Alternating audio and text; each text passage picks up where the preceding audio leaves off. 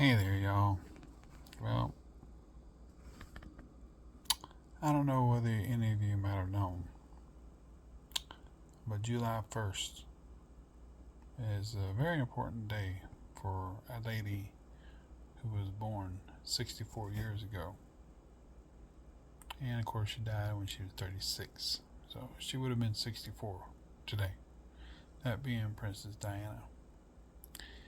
And it's amazing, though, isn't it? Because the Lord can use people for His glory when the least expected person can be used somehow, in some shape, or some form.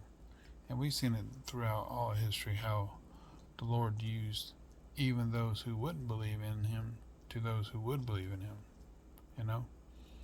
And we see that the Bible says that not many mighty, not many strong, but the Lord uses these weak things, these weak vessels, and things that are least in desirability, that God can take that persons, and use it for His glory, use them for His glory. And in a lot of ways, that's what He did with Diana. You know, he did that with her.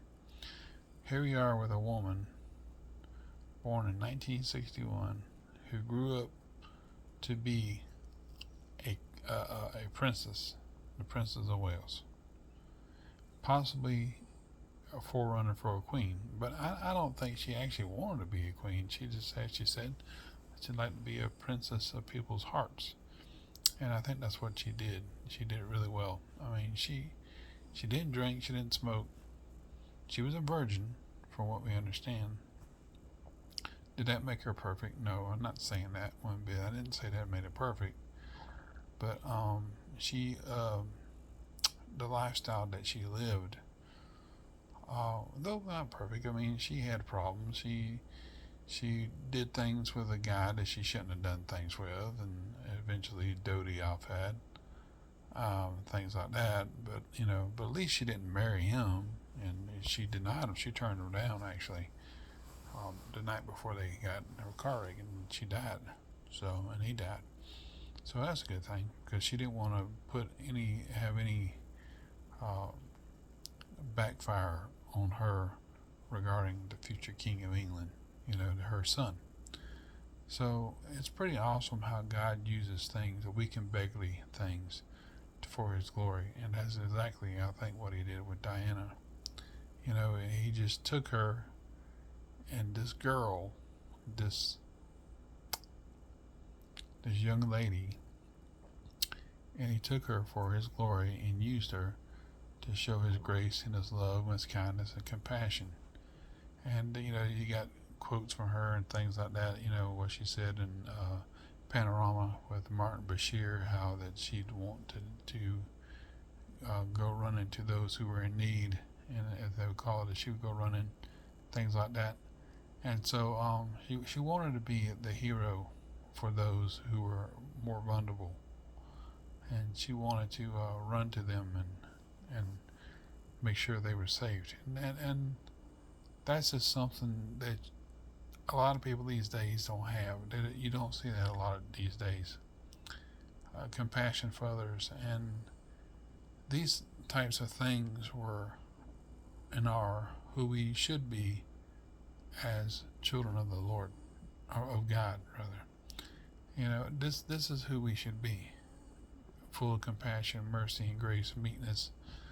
And if you read chapter 5, verse 5 of Matthew, and it said, "Blessed are the poor in spirit, blessed are the weak, meek, and blessed are those who are the peacemakers," and things like that. The Beatitudes, the Lord is saying, because it's those people who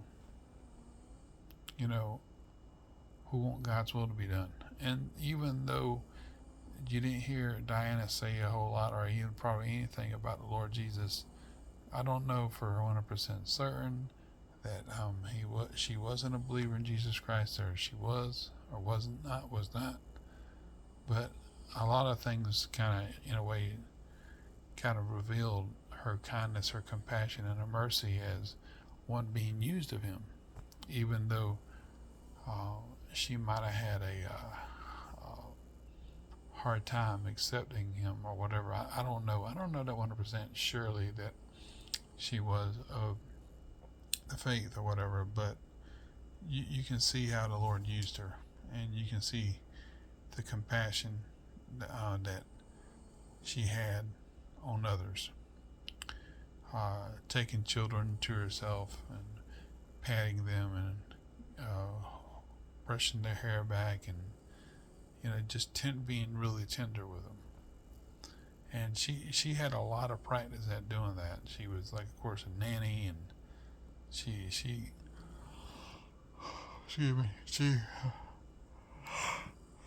sorry, being a teacher's assistant and things like that. But it's just amazing to me how here we are 64 years later, and she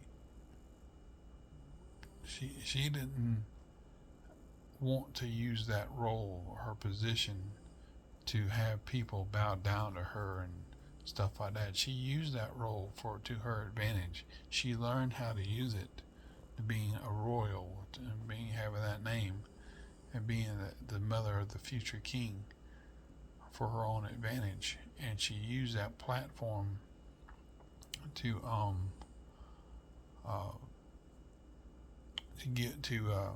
to reach out to people, and to people, and also the stigmatism of AIDS and things like that. You know how that so many people were afraid to touch others because they would get a transmittable disease. Diana wasn't. She wasn't afraid to go out there and touch those children who were disfigured or something like that, or who had their legs blown off from mines and things. She embraced them. Those who had probably had leprosy or something like that, she embraced them. She wasn't afraid of that. But the only thing with her is, after her and Charles were getting a divorce and they were separated and they got a divorce later on, she just became too headstrong in a lot of things. She was determined not have security, even though her bodyguard, her protector, said you should have security no matter what, even though you want to be independent and all these things and get off on your own. You still need protection because you are a famous woman, and that's something that I don't think she really got or understand. She was so naive about. But I think what would happen if she didn't marry Charles? Would she be well known? I don't know.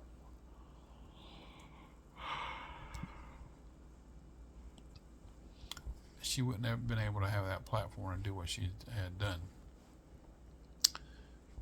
She'd probably not even be recognized. But being that she did marry into the royal family, being that she used that to her advantage later on, it's a great thing to see, you know. But also to have that protection that she had, protecting her boys and herself, and then to drop it just because she wanted more freedom to get out of that. It's like a lot of these stars, like Michael Jackson. It was the same for him and other stars and everything.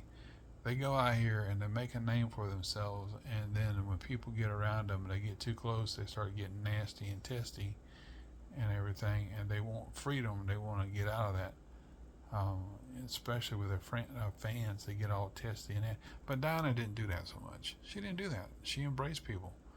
But there were people out there who she can read, who she knew that weren't. They wanted something more from her that she couldn't give them. And you can see it sometime, like the last thing she did when she was opening the renal ward in a hospital. First thing she does is get out of the car, and she goes to shake hands with this dude.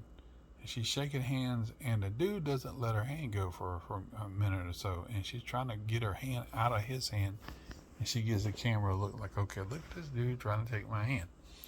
And then she just stands there for a minute. Okay, I'll get over it. But people, there are a lot of people who wanted something from her, but there are other people who didn't want anything from her and tried to protect her. And the ones that didn't wanted something, she seemed to be trying to what do you say? How do you say? Kind of, I don't know what that word is, but anyway, the ones who didn't want anything, who just wanted her to be protected.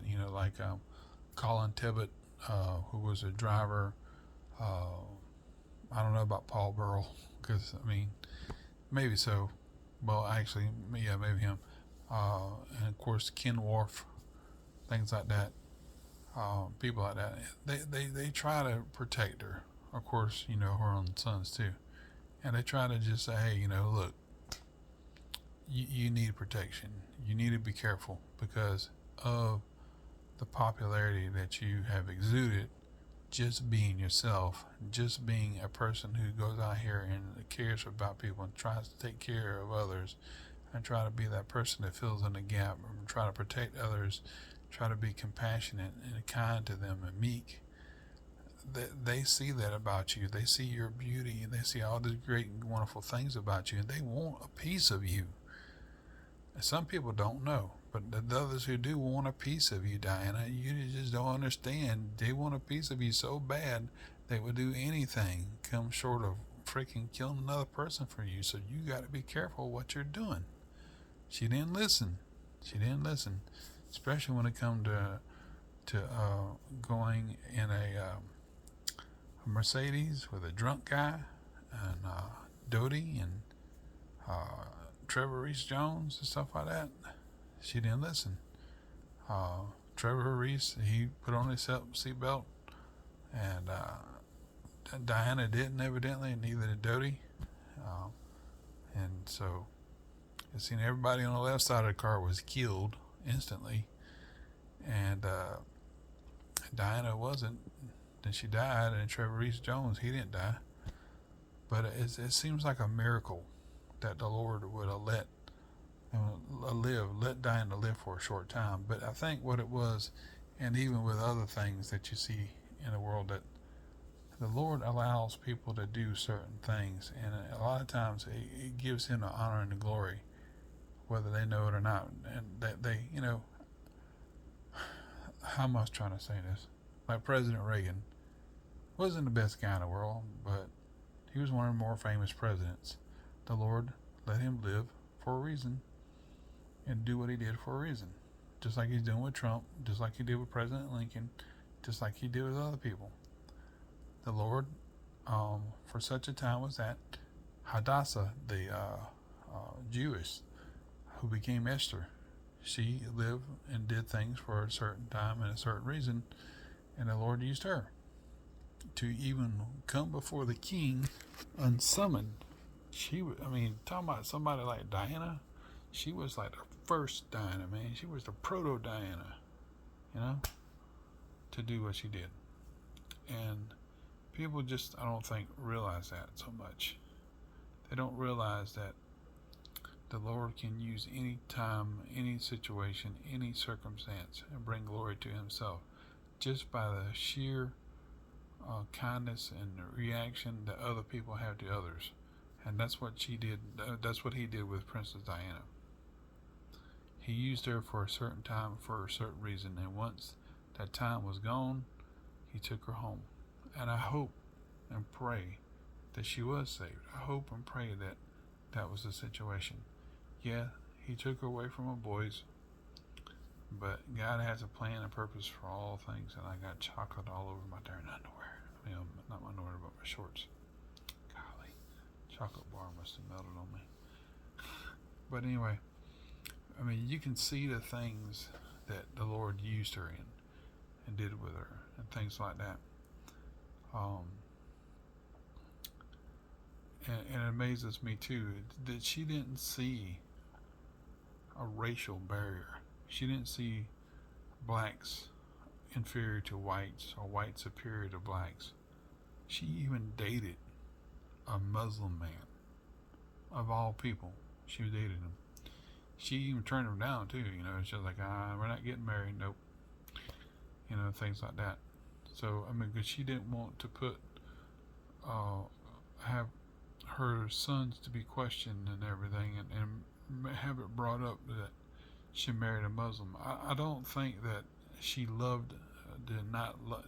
love not hanging around. How am I trying to say this? That she didn't,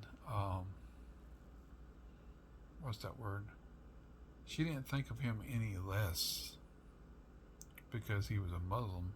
She just didn't want to get married to him because he was trying to engage his father. Dodie's father was like, "You should marry. You should marry." And they didn't even have that time. I mean, even for her to be pregnant, they didn't have enough time to even for her to be pregnant. So he wasn't she wasn't having this baby. So there wasn't enough time in the less than a month time that they had together, because she was all over the place. She vacationed and with the boys, and they left at a certain time. Then she went to Bosnia from the 7th to the 10th of August, and then later she came back, probably to London. She went and done things with what was it? Rosa Mockton, one of her best friends, and who she met earlier on. And then she went to the gym picture that it was, where she's coming out of the gym with a Harvard shirt on. And then later she went back to France to spend time with Dodie. So, and then she got killed. And maybe it would have turned out, if she actually lived, she might have lost her popularity or something like that. I don't know. Maybe she would have gotten so entangled and enamored. Maybe eventually she would have accepted Dodie's request to spend more time with him. Maybe something else might have came up. Maybe she would have met somebody else. I don't know. But being that her son was the future king, she tried not to let those things, get in between with her.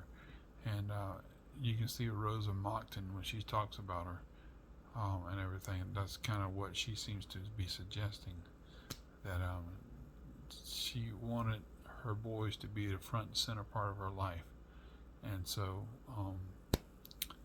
that was her focus. It wasn't about being married and settling down. Maybe, and like in her case, she was having a fling with Dodie, because you see in the videos where they were holding hands and stuff. She had her right hand behind her, and Dodie was holding her hand behind her back. You can see it in the camera. She didn't seem to mind that one bit. And then eventually, because of her not paying attention to what Ken told her several years before, she died because of that. She didn't pay attention, And before all that, though, before all that time, she was like,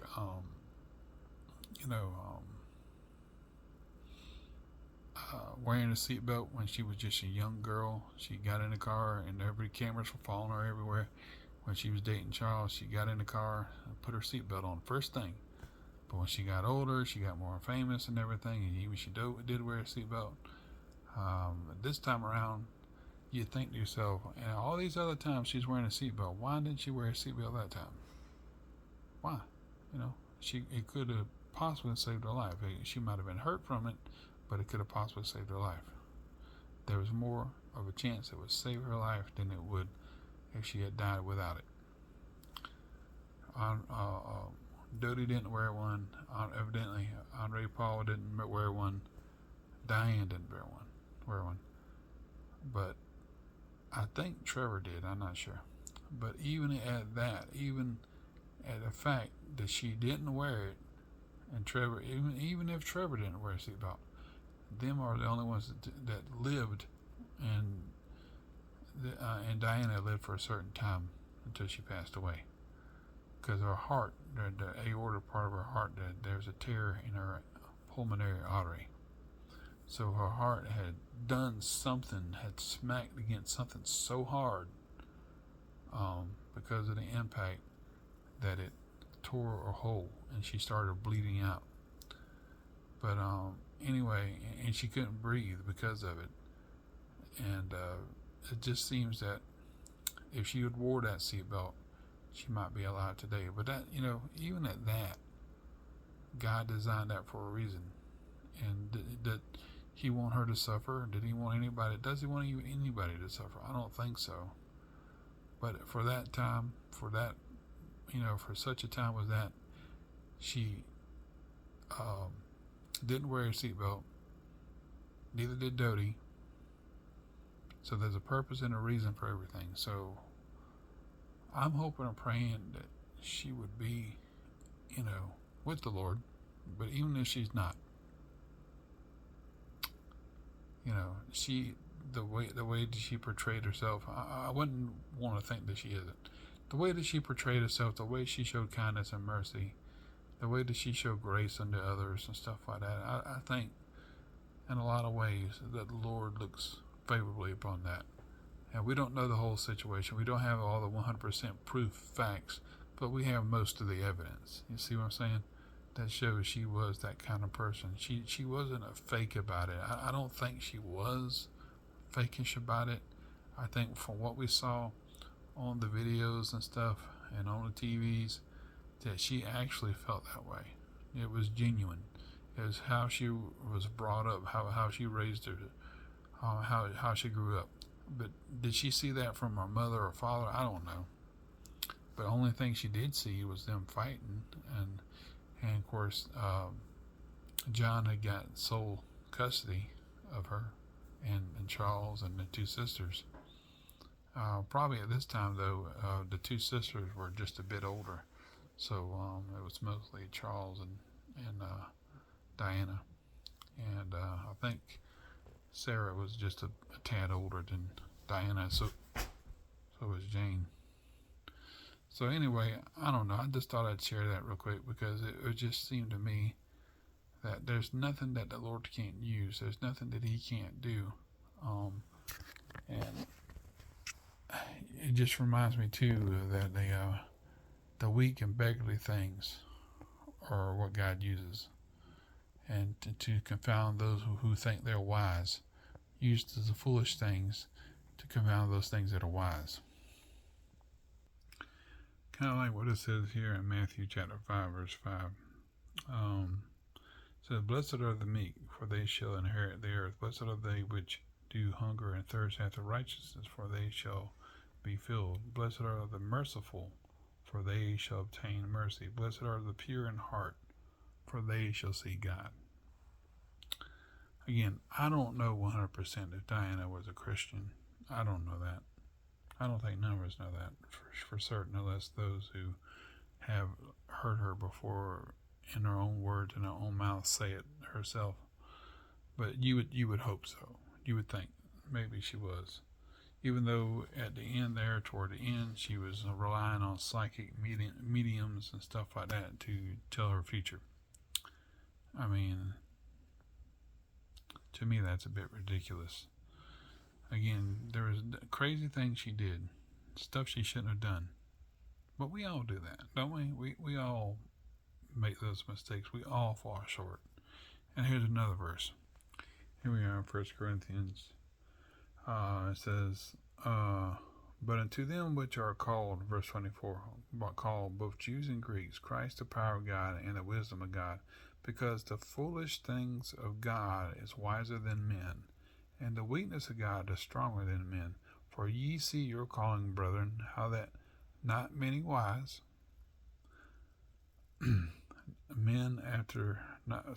how that not many wise men after the flesh, not many mighty, not many noble are called," even though she was born into an aristocratic family. Right? That didn't matter, because Diana was going to be Diana, no matter what people wanted from her. She was a nanny. She went to somebody's house, and all she had to do was keep the child. But what she did was she cleaned, she washed dishes, she folded clothes. Things the nanny, Mary Robinson didn't ask her to do, which was the Patty Robinson was a little baby. She didn't ask her to do all that, but she did it anyway. She loved children. She was an assistant kindergarten to the teachers. She kept children. She hugged them. She loved them, and you seen that further on as she progressed in her royal duties and went off and and did things with people. Even after she got divorced from Charles, even though they went when they were separated, she went and spent she spent time with children. It didn't matter if they had AIDS. It didn't matter if their legs were blown off. It didn't matter if they had a cleft palate. It didn't matter what color they were. She was like a saint to those people, and that's what they saw her as, I'm sure. But I don't think that really all of that was fake. I don't think she was just doing that just to impress people. I think that what she was doing was genuine and true, because you see certain other circumstances talking about Ken Worf, how he was protecting her and he tried to protect her, and then she kind of just got a little crazy with all that stuff and didn't really want any protection. But you see where there were some children with her. I don't know if that was Ken's children or what. They went with them into this Thorpe Park or something other, and the little kids were riding along with William and Harry, and she was over there petting their heads and stuff, and all that and the other, and the little fella went there and tapped her on the back and was trying to talk to her. She went over there and petted him on the head and everything, and then by the end of the trip and everything, the little fella gets on her back. That wasn't her son. That wasn't her kid.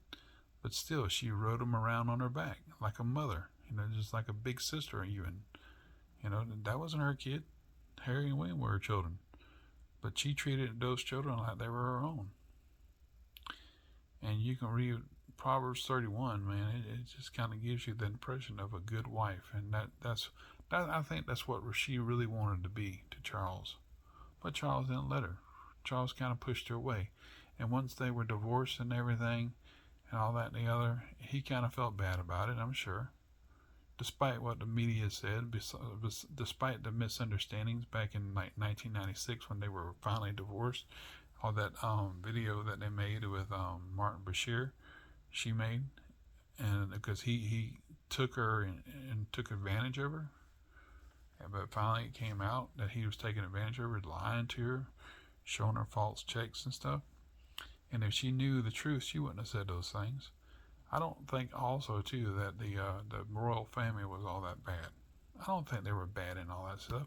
But at the same time too, it showed us that she didn't need a royal title to be who she was. She didn't need to be Princess Diana of Wales, right? She didn't need to be Diana, her Royal Highness, the Princess, her Royal Highness, Princess of Wales, Diana Spencer. She didn't need all that, because it was just who she was. It was her very character, who God designed her to be. That was what so many people were impressed with. It was her heart. And that's why she is referred to the people's princess, the queen of their hearts, because that's what she was going for. She used being a royal, being put in the spotlight, to her advantage. She manipulated it in a good way to her advantage. And that, like I said, that's a good thing. But, nowadays you see Prince William, Prince Harry, they're kind of at each other.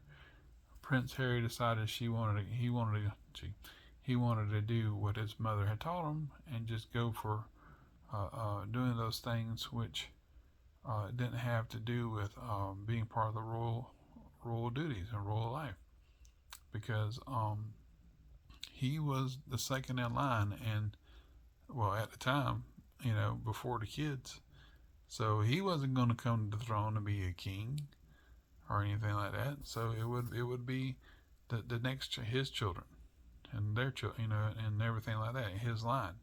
So what was he going to do? He wanted to have his own children, and they're all mad now because he decided to do something that Diana didn't actually get to fulfill that she wanted to do. Harry went and done it. He is the prime example of how, of what it was to live in freedom and not being burdened down of some kind of royal duty. But like I said, that doesn't make the royal family a bad family. It doesn't. It's just that they did things a little bit differently.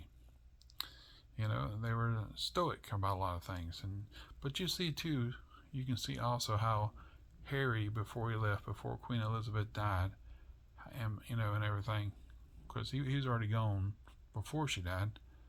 How he and Queen Elizabeth connected. They just connected so well, and I guess she was sad, but she didn't let all these other things go and everything, and she had feelings for Diana. She cared about her, but she didn't show it, and everything. Because I remember when all that happened. I remember when she died. I remember whenever the car wreck happened. I watched the whole funeral. My daddy said, "Why were you watching all that? Golly." I said, "Well, I just wanted to know." I remember getting up pretty early in the morning and watching that thing. It was supposed to happen at 9 o'clock or something, the funeral and all that and the other. And I think at the time, so if it was 9 o'clock English time, it was in September. That means it was 4 o'clock in the morning on my time. I remember getting up at 4 o'clock in the morning and watching TV for like hours, a few hours. And so anyway, my dad's like, "What you doing up so early?" I remember I was watching this funeral for Princess Diana. I was like, "Golly, you gonna watch all that?" I said, "Yeah, because I really liked her. I really thought a lot of her." But anyway, it was it was just a real sad thing to see, and it can make someone obsessed. It really can. You can get really obsessed over it because of how she affected people, how she was drawn to people. How people drawn her to them, how she drew people to herself is what I'm trying to say. And that was a gift. That was something that God gave her, you know. And you can see that not only just her, but certain other people that lived their life and everything. That doesn't mean they didn't go through bad things or whatever. With David, with Solomon, with others, and all that and the other. Like I said, I wish I knew for sure that she was saved or not. But there have been good kings like King James. He was a great king. People say he was homosexual and gay. He wasn't. Things like that. But you see all the connections she had to the royal family even before she became a princess. It's astounding, how the Sandringham estate and everything. Some of her baby brother that was born and died the same day she was buried. He was buried on a Sandringham estate and everything at St. Mary Magdalene's Chapel, whatever. And all that, the other, even George Washington at their Great Brinkton, his great grandfather or something like that, he's buried there in the same grounds. Isn't that something? And it shows the coat of arms that became the United States flag. But anyway, all these things that the Lord had done with her and used her for His glory, it's just amazing. And like I said, did she live a perfect life? No, of course not. I don't think nobody has or did. And did she listen? She should have listened. But I think whenever the Lord used her and did what He wanted to do with her, He called her home. Because if not for that, then something else might have happened. If not for that, the people would have gotten to a point and got her so depressed But the reason why people were like that is because of her beauty and her charm. That's why they were like that. Because they wanted to be her. They wanted a piece of her. But those who didn't want a piece of her, trying to advise her to be safe, they didn't listen. She didn't listen to them. They only wanted to protect her. And she let those who wanted a piece of her overrule her safety. And in this case, it was a drunk driver, trying to run away from the paparazzi when he should have slowed down, when he should have stopped, when he should have let him pass by, and just let him take pictures. He didn't have to speed. He didn't have to go like a bat out of hell, but he did. And it got 2 people killed. It got him killed and it got Dodie killed. And eventually she died, and Trevor was the only one that survived. It's just amazing. But anyway, I thought I'd share that with you real quick. I know it's not real quick, but it just you can see God's fingerprints all over how He used her. I don't think there'll ever be another Diana Spencer. Well, maybe there could be a person and name. There's plenty of Dianas out there, but I don't think there'll be one like her because and if there is, I pray that she's a lot like her, but she's saved at the same time. Knows the Lord. Like I said, I don't know if Diana Spencer was saved, the Queen, Princess Diana was saved or what. I hope she was. But we'll find out one day, and we'll understand and see and know why God used certain people for such a time, like He did with Hadassah, that is Esther, and everything. We'll see how and why God used certain situations and certain circumstances and people and certain kings and certain rulers and this, that, and the other. How God even it kind of reminds me too of Elvis. Elvis was a great guy. He was a good man. And a lot of things he did wrong and everything, of course, yeah, but for the most part, he loved the Lord. He tried his best in certain things and situations. Was he perfect? No. And there's things he wanted to run away from, but he couldn't. And the same with Michael Jackson, and things like that, and others like that. There's certain situations that they wanted to be good to people and love people and hug them and be friendly with them, but they were just those people wanted so much from them because they saw a piece of God, I believe, who Jesus is, and they wanted that, but they wanted it on their terms. And people like Princess Diana, people like Elvis, people like Michael Jackson, many other like them, they couldn't deal with him on their terms.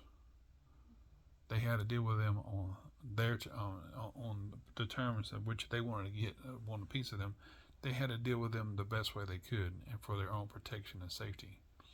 Diana ignored that. Diana didn't listen to Ken a few years later, and that's what pretty much got her killed. And the Lord allowed that. The Lord allowed her to die for a reason. Some people might not like me saying that, just like He did with Elvis, just like He did with Michael Jackson, just like He did with others. He took them out of the scene. He took them out of the picture, unless something worse would happen. But at the same time, too, He showed through them, even with Michael Jackson, the way he acted and everything, and Elvis, the way he did things, even with Diana, that who God really was, and it's so much more better than that. Just by allowing them to care for other people, and to, like with Elvis, he just gave people gifts. He gave them his parts of his clothes. He bought Cadillacs. He did all those things with that money. He didn't let it go to his head. He of course he got rich things. He made up things. He did stuff to his house and stuff like that. And so did Michael Jackson. So did Diana. But she lived a lot more modestly, I think. She didn't do things like other people did. And, and she sent like necklaces and gifts and this, that, and the other, and letters. And, she even sent one of that psychic. I wish she didn't do that, but she did. But, those type of things. Those type of things that you wouldn't think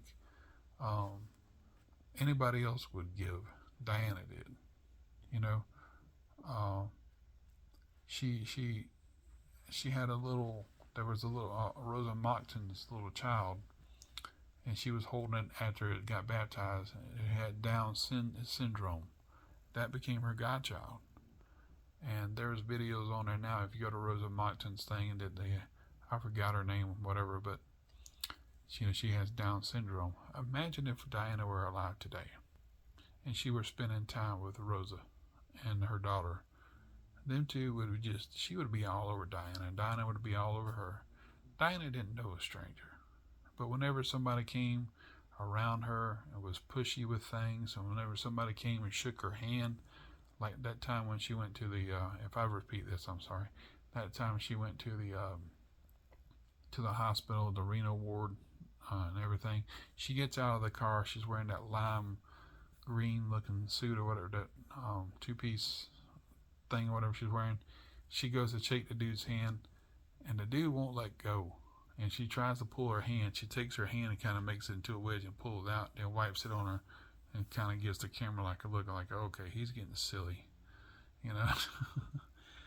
That guy wanted a piece of her, whether he was like weird in the head or whatever, or he was like really Twitter pated, I don't know. But it seemed like they wanted a piece of her. Others they didn't, you know. They were modest. They connected with her. They shook her hand, and that was done. They were done with it, and they respected her, you know, things like that, for who she was, and she respected them. It seemed like the people that respected her for who she was, and she respected them for who they were. They weren't out there to get a piece of her. She spent more time with those type of people who didn't want a piece of her, and even with some she didn't listen to, than she did with those who you know who were being fakes, who being what's called sycophants. I guess that's the word, sycophants. I heard that on Batman. Was it Dark Knight Rises or something other? Sycophants. I don't know. I had to look up that word. Pretty cool word. But that's what they were. They were being sycophants. They were just drinking and boozing and everything else. And also, too, she didn't drink. She didn't smoke. She was healthy. You saw her diving off Dodie's boat, or the mama off Ed's boat, and like a jackknife dive and straight into the water. She was in health. She was in good health. Even though she was aging, she was getting 36 years old. She would have been 64 today. Well, yesterday now. You know, and so, and you kind of would have wanted to imagine what kind of health would she be in? Would she be out there? Would she be spending time and swimming, doing things with Louie and with Charlotte and George and Lilibet and Archie? You know, maybe if she were still alive today, they wouldn't have been Harry and William wouldn't be broke up. They would be together, you know, and maybe they would. Maybe Diana would decide, hey, well, Camilla's got Charles, so I'm going to America with my son Harry. You know, maybe she would move over there, because I think it seems to me that that William feels like now he has a duty to fill in his father's footsteps. That's his duty. I think that's what he feels. And he's a great husband. He's a great father, and you can see that everything that Diana taught him to be a great father. Even though Charles wasn't, Charles was he was a good father to him, I'm sure, and you can see that in some of the videos. But she taught him to love her children, love his children, and so and not push so much onto them. You know, and that's what he did. He's a great husband to Kate. He's a great father to those kids. But he takes his role very seriously. And all this crazy stuff that he's talking about, environmental stuff, it kind of bugs the hell out of me. He's kind of getting like Charles on that. But at the same time, too, he's a great dad. And so is Harry. Harry's a great dad. Even though Meghan Markle's been married, 2 or 3 times before, she's a great mom. And she loves her kids. It just makes me, wow, I'm amazed how much time they spend together with the kids, Lilibet and Archie. But anyway, I just wanted to share that. I'm sorry I ran over what I wanted to, but I just feel like I need to go ahead and get this out there and everything, and just kind of, say that Diana, Princess of Wales, she was a great person. And there are a lot of great people. But you can be a great person and not know the Lord Jesus Christ, you know. And you can be a bad person and know the Lord Jesus Christ, or you can be right there in the middle. And I hope and pray that she did know the Lord Jesus Christ. I hope and pray that she did have salvation in Him, accept Him as her Lord and Savior before she died in that car from a torn artery. You know, that's the only thing I pray.